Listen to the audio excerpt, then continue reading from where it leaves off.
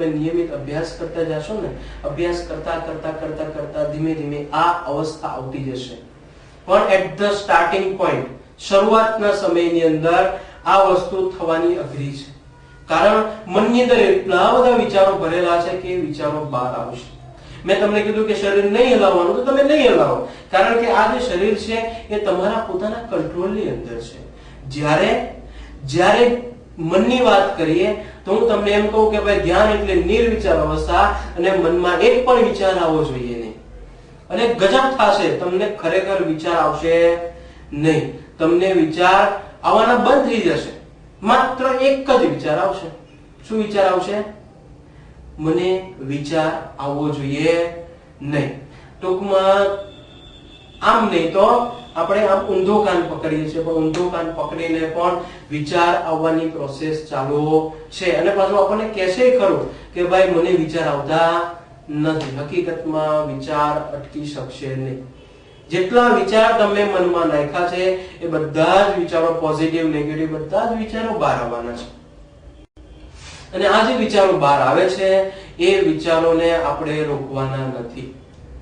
ભગવાન શ્રી કૃષ્ણ ગીતામાં શું કીધું છે કે તમે રાગ કરશો તો તમારા કર્મના બંધન બંધાય છે, તમે દ્વેષ કરશો તો તમારા કર્મના બંધન બંધાય છે. આપણે કોઈ વિચાર આવ્યો અને એ ગમ્યો એટલે કે આપણે રાગ કર્યો અને આપણે કર્મના બંધન બાંધીએ છીએ. આપણને કોઈ વિચાર આવ્યો અને આપણને વિચાર ન ગમ્યો એટલે કે આપણે દ્વેષ કરીએ છીએ, આપણે કર્મના બંધન બાંધીએ છીએ. તો કરવું શું? એની માટે ભગવાન શ્રી કૃષ્ણએ આપણને પદ્ધતિ આપી છે, સાક્ષી ભાવ. તમારે સાક્ષી બનવાનું છે, તમારે દ્રષ્ટા બનવાનું છે, તમારે વિટનેસ બની જવાનું છે, તમારા શરીર અને મનના સાક્ષી બની જવાનું છે. મનમાં જેવા તમે આંખ બંધ કરીને બેસશો ને એટલે વિચાર આવવાના ચાલુ થશે. ઘણીવાર તો ઘણા સાધકોને એવું લાગતું હોય છે કે ભાઈ હું ધ્યાન કરવા બેઠો છું કે વિચાર કરવા બેઠો છું, એ ખબર પડતી નથી. કારણ કે એટલા બધા વિચાર આવે કે એને રોકી ન શકે. એને એવું લાગે કે એના કરતા તો હું ધ્યાન નહોતો કરતો ત્યારે સારું હતું, ઓછા વિચાર તો આવતા હતા. પણ હકીકતમાં આ વિચાર જે ધ્યાન દરમિયાન આવી રહ્યા છે એ વિચારો એ છે કે જે તમે ભૂતકાળની અંદર તમારા અજ્ઞાત મનની અંદર નાખેલા છે, અને બધા જ વિચારો હવે બહાર આવી રહ્યા છે. એને નીકળવાનો એક દરવાજો ખુલી ગયો છે, અને દરવાજો ખુલી ગયો છે એટલે એક સામટા ઘણા બધા વિચારો આવશે. તો વિચાર આવતા હોય એને આવવા દેવાના છે, આપણે એને રોકવાના નથી. આપણે માત્ર અને માત્ર એના સાક્ષી બની, દ્રષ્ટા બની બેસી રહેવાનું છે. આ વિચારોની આવન અને જાવનની જે પ્રક્રિયા છે એને જોવાનું છે. આ વિચારોની અંદર રસ નથી લેવાનો. જેમ કે મને એક વિચાર આવ્યો કે ભાઈ હું બહુ સારો માણસ છું, તો સાચી વાત છે, હું સારો માણસ છું એટલે કે મને ગમ્યું, મને વિચાર ગમ્યો એટલે મેં શું કર્યું કે વિચારની અંદર રસ લીધો કે હું સારો માણસ તો છું જ, પણ કઈ રીતે?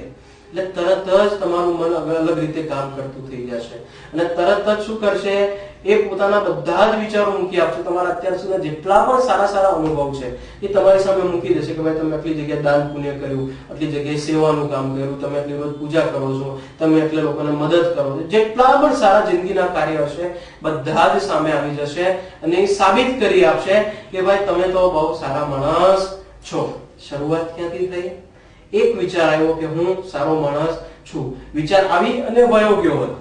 પણ એની જગ્યાએ તમે એ વિચાર આવ્યો ત્યારે એ વિચારની અંદર રસ લીધો અને આ વિચાર મોટો થાય છે. એકની પાછળ 10, 10ની પાછળ 100, 100ની પાછળ 1000 વિચાર આવશે.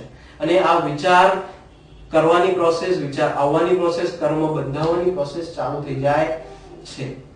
કદાચ તમને એવો વિચાર આવે કે હું ખરાબ માણસ છું. કોઈ માણસને ખરાબ થવું ન ગમે. દુનિયાના ખરાબમાં ખરાબ માણસ હોય ને એને જઈને તમે પૂછો ને કે ભાઈ તું ખરાબ માણસ છે, તો એ કહેશે કે નહીં, મારા જેવો સારામાં સારો માણસ તો આ દુનિયામાં છે નહીં. એટલે કે કોઈને પોતે ખરાબ માણસ એવો વિચાર આવે તો એ ગમતો નથી, એટલે તરત જ વિરોધ કરશે. વિરોધ કરી અને તમે અંદર રસ લ્યો છો. જેવો વિરોધ કર્યો કે ભાઈ હું ખરાબ માણસ નથી અને હોવ તો બતાવ, એટલે તરત જ તમારું મન કામ કરતું થઈ જશે. એકની પાછળ 10, 10ની પાછળ 100, 100ની પાછળ 1000, 1000ની પાછળ વિચારોનું ઘમાસાણ યુદ્ધ ચાલુ થઈ જશે. એક પછી એક વિચારો આવતા જશે. જીવનમાં જેટલા પણ તમે ખરાબ કાર્ય કર્યા છે એનું લિસ્ટ બનતું જશે અને તમારી સામે એક પછી એક આવતું જશે. અને ફાઇનલી બધું જ એટલું જ કહેશે કે ભાઈ તમે ખરાબ માણસ છો કારણ કે તમે આ કામ કર્યું. એમ કરતા કરતા જ્યારે તમને આટલા બધા નેગેટિવ વિચાર આવે છે ત્યારે માણસ ડિપ્રેશનમાં આવી જાય છે. ટૂંકમાં શરૂઆત ક્યાંથી થઈ? એક નેગેટિવ વિચાર આવ્યો કે હું ખરાબ માણસ છું. એ વિચારની અંદર આપણે રસ લીધો અને એ વિચાર મોટો થતો જાય છે. તો આપણે શું કરવાનું છે? આપણે ધ્યાન દરમિયાન શું કરવાનું છે એ હવે સમજવા પ્રયત્ન કરીએ. જેમ કે મને વિચાર આવ્યો હું સારો માણસ છું, એક્સેપ્ટ ઇટ, સ્વીકાર કરો. હા, હું સારો માણસ છું. નથી તમે એમાં રાગ કરતા, નથી તમે એમાં દ્વેષ કરતા. અથવા તો તમને એવો વિચાર આવે કે હું ખરાબ માણસ છું, તો એની અંદર પણ આપણે શું કરવાનું છે? એક્સેપ્ટ ઇટ, તમે એનો સ્વીકાર કરો. નથી તમે એનો દ્વેષ કરતા, નથી તમે એનો રાગ કરતા. તો વિચાર આવશે અને આવીને વયો જશે. ખરેખર જે વિચાર મોટો થવાનો હતો એ અટકી જશે, અટકી અને આગળ વધતો જશે. એટલે કે બાવળનું જે ઝાડ હોય ને એની અંદર તમે ઉપરથી કાપો તો શું થશે? ફરીથી એનું એ ઝાડ ઉગવાનું છે.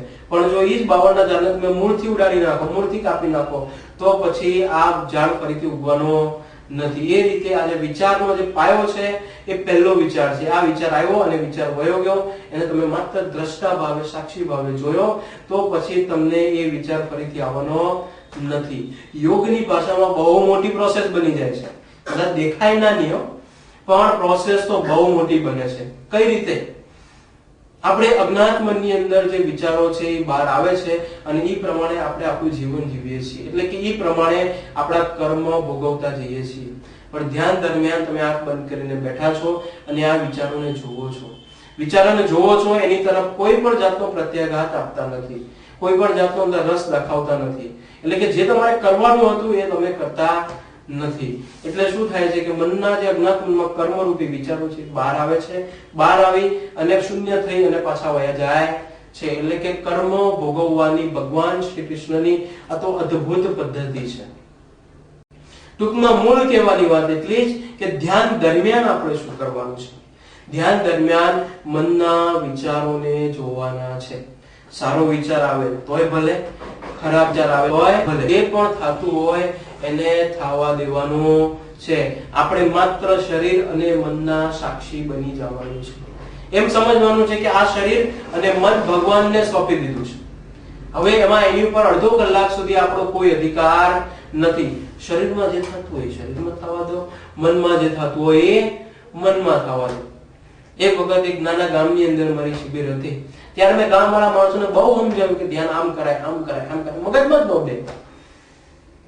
એટલે છેલ્લે મેં એમની માટે એક ઓપ્શન કર્યું, એક ઓપ્શન તૈયાર કર્યું. અને શું કર્યું? મેં એમને શું કીધું કે તમારે બીજું કઈ કરવાની જરૂર છે નહીં. તમે શું કરો? આંખ બંધ કરી પ્રાણાયામ આપણે જે કરવાના છીએ એ પ્રાણાયામ કરી આંખ બંધ કરીને હુઈ જાઓ. બેઠા બેઠા હુઈ જાઓ. બીજું કઈ કરવાની જરૂર છે નહીં. કારણ કે ઊંઘ અને ધ્યાન વચ્ચે કઈ બહુ મોટો ફરક નથી. આમ ડિવાઈડર આવે છે. આમ જાઓ તો ઊંઘ ચાલુ થઈ જાય અને આમ જાઓ તો ધ્યાન ચાલુ થઈ જાય. તમે લાંબા થઈને સુઈને ધ્યાન કરવા પ્રયત્ન કરશો તો તમને ઊંઘ ચાલુ થઈ જવાની છે. અને જો તમે બેસીને પ્રયત્ન કરશો તો આપણા શરીરને બેસીને જાગવાની આદત છે. એટલે કે તરત જ બેસીને આંખ બંધ કરશો તરત જ તમને ધ્યાન લાગવાનું ચાલુ થઈ જવાનું છે. ટૂંકમાં મૂળ કહેવાની વાત શરીર અને મનના સાક્ષી બની જવાનું છે, એના દ્રષ્ટા બની જવાનું છે. આ વાત કરી આપણે શરીર અને મનનો કઈ રીતે ધ્યાન દરમિયાન ઉપયોગ કરવાનો છે એના વિશે. હવે આપણે 4 ક્રિયાઓ લઈશું કે જે ક્રિયાઓ